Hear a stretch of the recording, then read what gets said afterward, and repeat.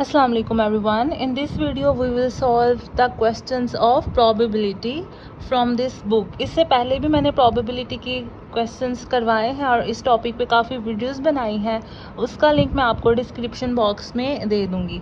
अब हम पहला क्वेश्चन सॉल्व करते हैं। Can you find out the total number of possible outcomes when 3 coins are tossed. हमने बताना है कि जब 3 कॉइन्स उछाले जाएं तो टोटल पॉसिबल आउटकम्स कितने हो सकते हैं। द फॉर्मूला अप्लाई नहीं करना, इधर हमने सिंपल बताना है कि कितने आउटकम्स आ सकते हैं। तो 3 कॉइन्स हैं, या तो 3 हेड आएंगे या तो 3 टेल आएंगे। ओके, टेल इन्होंने लास्ट पे लिखा है। या एक हेड आएगा, एक टेल एक हेड, या एक टेल 2 हेड, या दो टेल एक हेड, या 2 हेड एक टेल, एक हेड 2 टेल, एक टेल एक हेड एक टेल, या फिर तीनों हेड आएंगे। और ये जो हमने आउटकम्स लिखे ये कहलाते हैं सैंपल स्पेस, और इन्हें रिप्रेजेंट करते हैं एस से।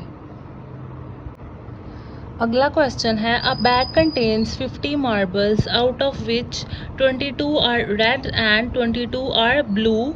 If a marble is picked at random from the bag, what is the probability that it will be. पहला है that it will be a red marble, यानी 50 मार्बल्स हैं और उसमें से 28 मार्बल्स हैं रेड। तो अगर हम रैंडमली ही एक मार्बल पिक करें तो क्या प्रोबेबिलिटी है कि हम रेड मार्बल को पिक करेंगे। ओके, सो हमारे पास सैम्पल स्पेस है टोटल 50, क्योंकि 50 मार्बल्स हैं।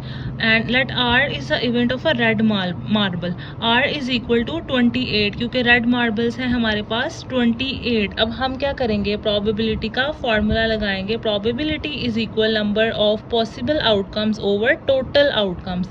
तो पॉसिबल आउटकम्स है हमारे पास 28 और टोटल आउटकम्स है हमारे पास 50। ये जो आर यहाँ रिप्रेजेंट कर रहा है ये रेड मार्बल को रिप्रेजेंट कर रहा है कि रेड मार्बल आने के हमारे पास कितने चांसेस हैं, और एस रिप्रेजेंट कर रहा है सैम्पल स्पेस को, यानी टोटल आउटकम्स को। सो यहाँ पर हमने वैल्यूज पुट की, इनको डिवाइड किया यानी कि कटिंग की, तो हमारे पास आंसर आ गया 14/25। अब प्रोबेबिलिटी बतानी है कि हमने जो रैंडमली एक मार्बल उठाया वो ब्लू है, इसकी क्या प्रोबेबिलिटी है कि वो मार्बल ब्लू है। सो सैम्पल स्पेस हमारे पास 50 है, क्योंकि टोटल मार्बल्स थे 50 और ब्लू मार्बल्स कितने थे 22। यहाँ आप क्वेश्चन में देख सकते हैं 22 आर ब्लू।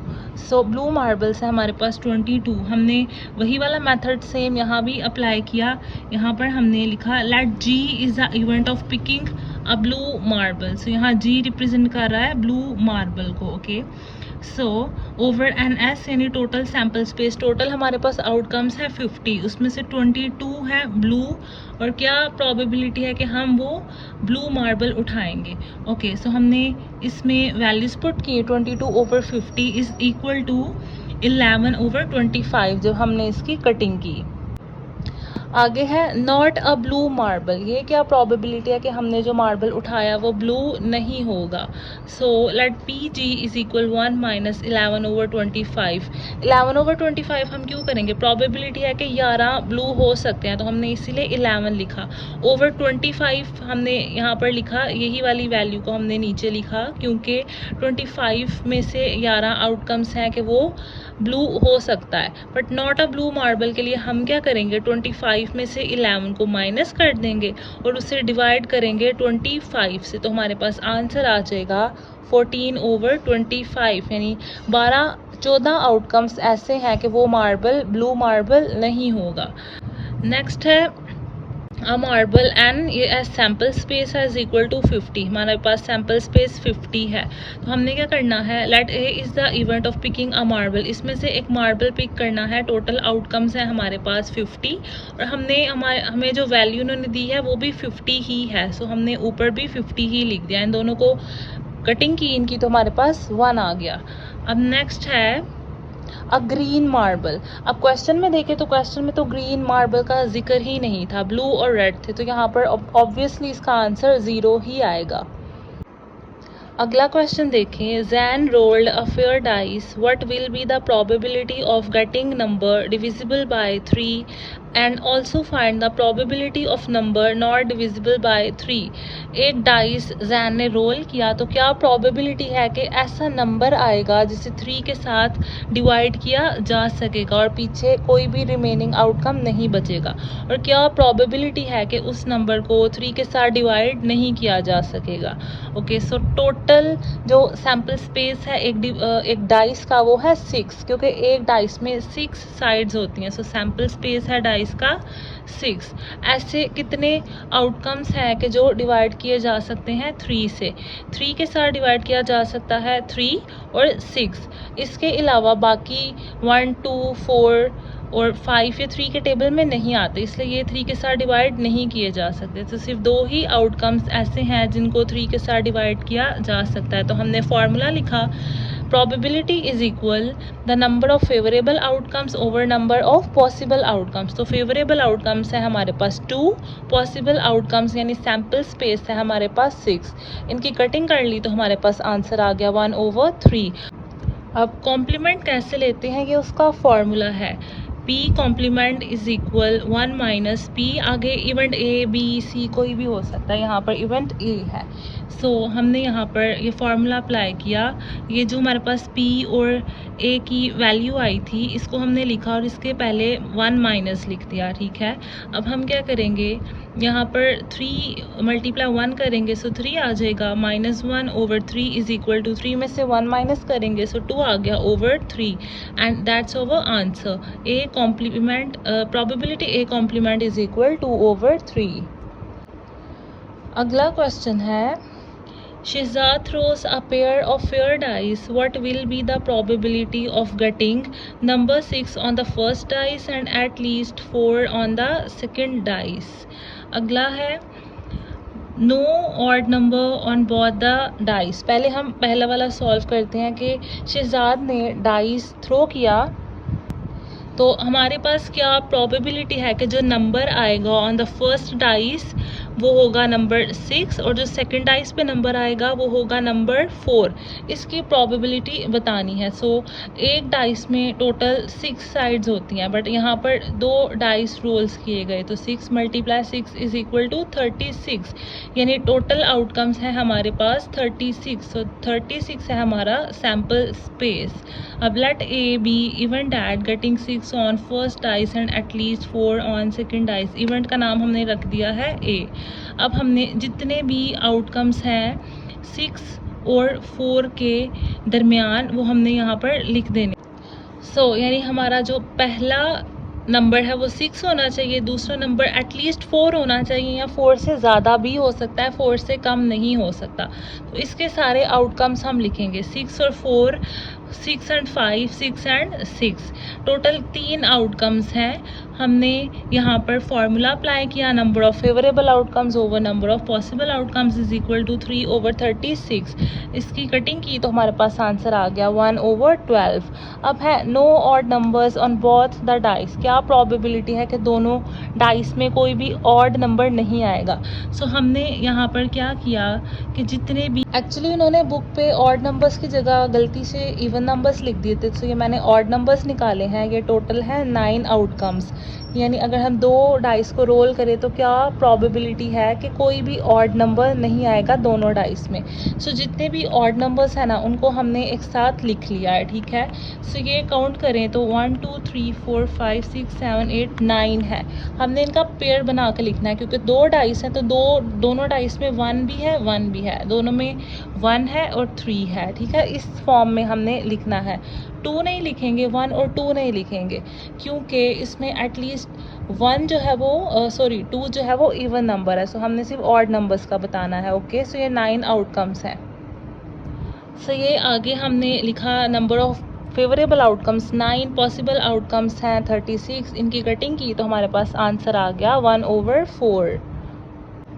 अब नेक्स्ट में हमने बताना है sum of dots on both the dice is at least 6, यानी कि जब हम दोनों डाइस को प्लस करें उनमें जो भी नंबर्स आए उनको हम प्लस करें तो वो एटलीस्ट 7 हो। एटलीस्ट का मतलब है कि या तो वो 7 हो, 7 से ज़्यादा भी हो सकते हैं बट उससे कम नहीं हो सकते। तो हमने 36 आउटकम्स में से जितने आउटकम्स को हम प्लस करें तो वो 7 आए या 7 से ज़्यादा आए, वो सारे आउटकम्स यहाँ पर लिख देने हैं। ओके, टोटल हमने यहाँ पर लिख दिए, इनको प्लस किया तो ये टोटल बने हैं हमारे पास 27।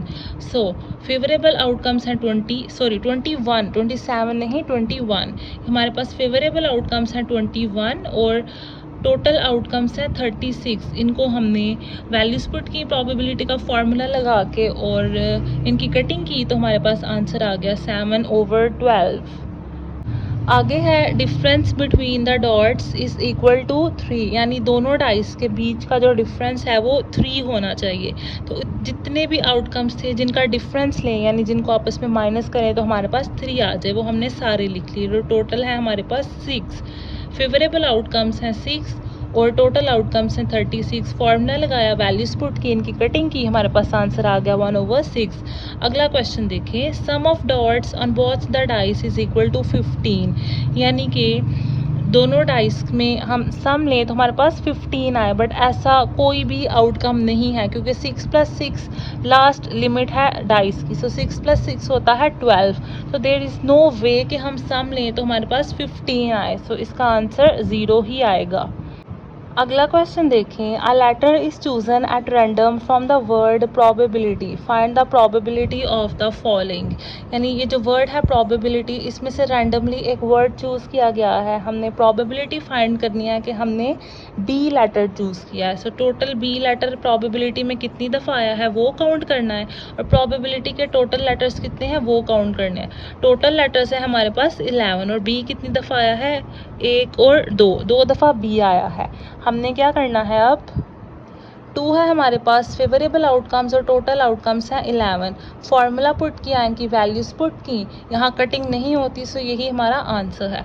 अब हमने प्रोबेबिलिटी फाइंड करनी है कि लेटर ए हमने पिक किया है जब हम रैंडमली ही इसमें से वर्ड्स को सिलेक्ट कर रहे थे, तो ए बस एक ही दफ़ा लिखा हुआ है। सो एक ही प्रोबेबिलिटी है कि 11 में से हम एक दफ़ा ए को चूज़ करेंगे। अगला है प्रोबेबिलिटी ऑफ आई, इसमें आई 2 दफ़ा लिखा हुआ है, सो इसकी 2 प्रोबेबिलिटीज़ हैं।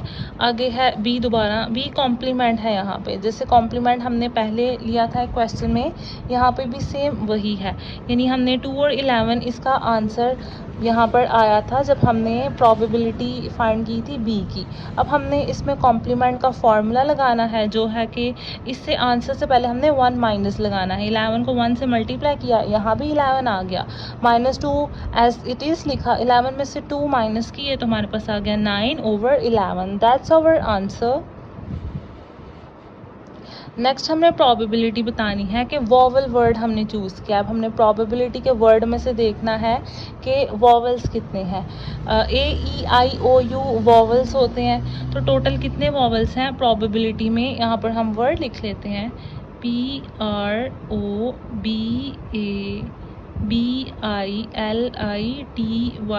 इसमें से वॉवल्स कितने हैं, ए है, ई नहीं है, ए, ई, आई कितनी दफ़ा है, 2 दफ़ा है, एंड टी, AEIOU, ओ भी नहीं है इसके अंदर और यू भी नहीं है, PRO है, सॉरी ये 1 दफ़ा ओ। यानी टोटल 4 आउटकम्स हैं कि हम वॉवल वर्ड सेलेक्ट करें। सो हमने यहाँ पर लिख लिया 4 है हमारे पास फेवरेबल आउटकम्स। टोटल आउटकम्स हैं 11, इनको हमने फार्मूला अप्लाई किया, वैल्यूज पुट की, हमारा आंसर आ गया। अगला है कॉन्सोनेंट। कॉन्सोनेंट होता है जो वॉवल नहीं है, बाकी वर्ड्स कॉन्सोनेंट्स होते हैं। सो टोटल कितने वर्ड्स थे, 11 में से 4 माइनस करो तो पीछे रह जाएंगे 7। सो यानी 7 ही हमारे पास कॉन्सोनेंट्स हैं। तो हमने फार्मूला अप्लाई किया, यहाँ पर हमने उसकी वैल्यू पुट की और हमारे पास आंसर आ गया 7/11। अब प्रोबेबिलिटी फाइंड करनी है कि जो वर्ड हमने सेलेक्ट किया है वो है जी एक भी दफ़ा नहीं आया प्रोबेबिलिटी में, तो उसकी प्रोबेबिलिटी हुई 0। अब हमने आगे है आ लेटर, यानी कि एक लेटर चूज़ करना, तो डेफिनेटली 11 लेटर्स हैं, हम जो भी चूज़ करेंगे वो लेटर तो होंगे, तो उसकी प्रोबेबिलिटी 11 ही है। अगला क्वेश्चन है a pair of fair coin is tossed, find the probability of getting at least one head. यानी दो कॉइन्स, पेयर का मतलब है दो कॉइन्स टॉस हुए, प्रोबेबिलिटी बतानी है कि एटलीस्ट एक हेड अपेयर हो दोनों कॉइन्स में से। हमने इसका सैम्पल स्पेस लिखा। सैम्पल स्पेस क्या बनता है, या दो हेड या एक हेड एक टेल या एक हेड या दोनों टेल। ये हमारा सैम्पल स्पेस है। टोटल इसमें कितने हैं, 1 2 3 4, 4 सैम्पल्स हैं। प्रोबेबिलिटी बतानी है कि हेड अपेयर हो। इसमें जितने भी सैम्पल्स में हेड आया है उसे काउंट कर लेना है, 1 2 3, यानी 3 प्रोबेबिलिटीज़ हैं कि हेड अपेयर होगा। सो हमने फॉर्मूला अप्लाई किया, फेवरेबल आउटकम्स लिखी यानी प्रोबेबिलिटीज़ लिखी कि 3 हैं, टोटल आउटकम्स लिखे 4। सो ये हमारे पास आंसर आ गया। अब नेक्स्ट है एटलीस्ट वन टेल। हमने बताना है कि एटलीस्ट वन टेल अपेयर हो, उसके कितने चांसेस हैं, 1 2 3, यानी 3 चांसेस हैं कि एटलीस्ट वन टेल अपेयर होगी। सो हमने यहाँ पे भी सेम वही मेथड अप्लाई किया, फार्मूला लगाया, वैल्यूज पुट की, आंसर आ गया।